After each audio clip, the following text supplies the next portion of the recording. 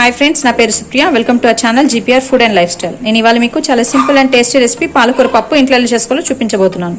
దానికి కావాల్సిన పదార్థాలు: పాలకూర. నేను ఇక్కడ 3 కట్ల పాలకూర తీసుకునేసి ఇలా కట్ చేసి పెట్టుకున్నానండి. కందిపప్పు, నేను చిన్న టీ గ్లాస్ తోటి 2 గ్లాసెస్ కందిపప్పు కడిగి ఇట్లా నానబెట్టి పెట్టుకున్నాను. పసుపు 1/2 table spoon, salt 1.5 table spoon, టమోటాలు 2 మీడియం సైజ్ టమోటాలను ఇలా కట్ చేసి పెట్టుకున్నాను. 9 పచ్చిమిర్చిని ఇట్లా కట్ చేసి పెట్టుకున్నాను. పోపు దినుసులు, ఇక్కడ నేను ఆవాలు, జీలకర్ర, ఉప్పు మిరపకాయలు అలాగే వెల్లుల్లి తీసుకున్నానండి. చింతపండు, చిన్న నిమ్మకాయ సైజ్ చింతపండుని నానబెట్టుకునేసి ఇలా తీసి పెట్టుకున్నానండి. ఇంగువ, ఆనియన్స్, ఇక్కడ నేను 2 మీడియం సైజ్ ఆనియన్స్ తీసుకున్నానండి. ఒకటేమో చిన్న చిన్న ముక్కలుగా కట్ చేసి పెట్టుకున్నాను, దీన్ని తిరగమాతలో వేసుకుంటాను. అలాగే ఒకటేమో పెద్ద సైజ్ ముక్కలు కట్ చేసి పెట్టుకున్నానండి, దీన్ని పప్పులో ఉడికించుకుంటాను. Oil 2 table spoons. ఇంక మనం నెక్స్ట్ ప్రాసెస్లోకి వెళ్ళిపోదామండి. ముందుగా కుక్కర్ తీసుకున్నానండి. అందులోకి కడిగి నానబెట్టి పెట్టుకున్న కందిపప్పును యాడ్ చేశాను. అలాగే దాంతోపాటు 1/2 గ్లాస్ వాటర్ యాడ్ చేశానండి. ఇప్పుడు ఇందులోకి మనం కట్ చేసి పెట్టుకున్న ఉల్లిపాయ ముక్కలు కూడా యాడ్ చేసుకోవాలి. అలాగే కట్ చేసి పెట్టుకున్న పచ్చిమిర్చి కూడా యాడ్ చేసుకోవాలి. అలాగే కట్ చేసి పెట్టుకున్న టమాటా ముక్కలు కూడా ఇందులోకి యాడ్ చేసుకోవాలి.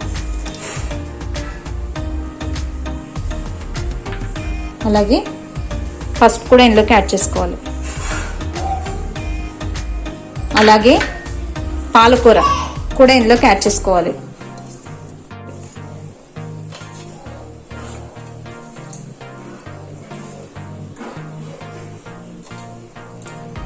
చూస్తున్నారు కదా, నేను పాలకూర అంతా ఇందులోకి యాడ్ చేస్తున్నానండి.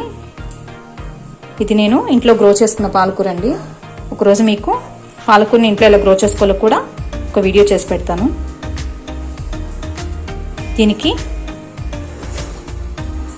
1 గ్లాస్ వాటర్ కూడా యాడ్ చేస్తున్నానండి. ఆల్రెడీ నేను 1/2 గ్లాస్ యాడ్ చేసేస్తున్నాను. ఇప్పుడు 1 గ్లాస్ యాడ్ చేస్తున్నాను. అలాగే ఇందులోకి చింతపండు కూడా యాడ్ చేసేసుకోవాలి. ఇప్పుడు ఇది మూత పెట్టేసి మీడియం ఫ్లేమ్ మీద ఒక 4 విజిల్స్ వచ్చేంత వరకు మనం ఉడికించుకోవాలి. 4 విజిల్స్ కంప్లీట్ అయిపోయిందండి. ఇప్పుడు మనం దీని విజిల్ అంతా పోయేంత వరకు పక్కన ఉంచుకుందాం.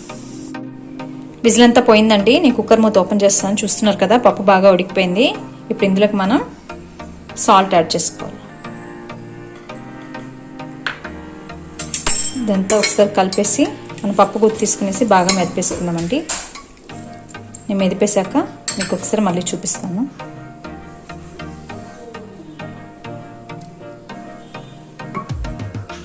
చూస్తున్నారు కదండి, పప్పునంతా నేను బాగా మెదిపేసుకున్నాను. ఇప్పుడు దీన్ని పక్కన పెట్టేసి మనం తిరగమాత ఎలా చేసుకోవాలో చూద్దాం. తిరగమాత కోసం ముందుగా మనం స్టవ్ ఆన్ చేసి కడాయి పెట్టి అది కొంచెం హీట్ అవ్వనివ్వాలండి. చూస్తున్నారు కదా, కడాయి హీట్ అయిపోయింది. ఇప్పుడు ఇందులోకి మనం ఆయిల్ యాడ్ చేసుకోవాలి. నేను ఇక్కడ 1.5 టేబుల్ స్పూన్ వరకు ఆయిల్ యాడ్ చేస్తున్నానండి. చూస్తున్నారు కదా, ఆయిల్ కూడా హీట్ అయిపోయింది. ఇందులోకి మనం పోపు దినుసులు యాడ్ చేసుకోవాలి. నేను ఇక్కడ ఆవాలు, జీలకర్ర, వెల్లుల్లి అలాగే ఉప్పు మిరపకాయలు కూడా యాడ్ చేస్తానండి. మీ దగ్గర ఉప్పు మిరపకాయలు అవైలబుల్ లేదు అని అంటే ఎండుమిర్చి వేసుకోవచ్చు, కానీ పప్పుకి ఉప్పు మిరపకాయలు చాలా బాగుంటాయండి. అందుకోసం నేను ఇవి యాడ్ చేస్తాను. వీటిని మనం బాగా వేయించుకోవాలి.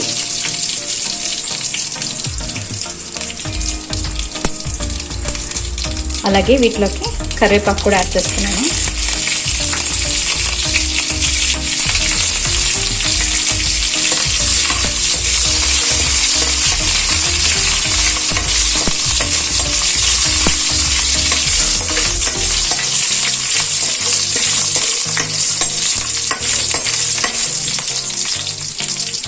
అలాగే ఇందులోకి చిటికెడు ఇంగువ కూడా యాడ్ చేయాలి.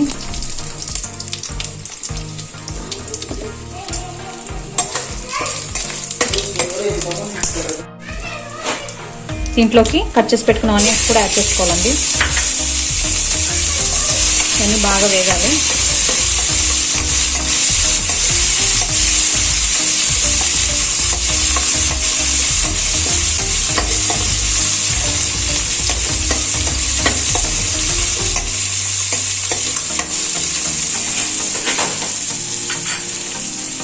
తిరగమాత వేగిపోయిందండి. ఇప్పుడు నేను అందులోకి ఉడికించిన పప్పు కూడా యాడ్ చేస్తాను. ఇవన్నీ కలిసేట్టుగా ఒకసారి మిక్స్ చేసేసుకునేసి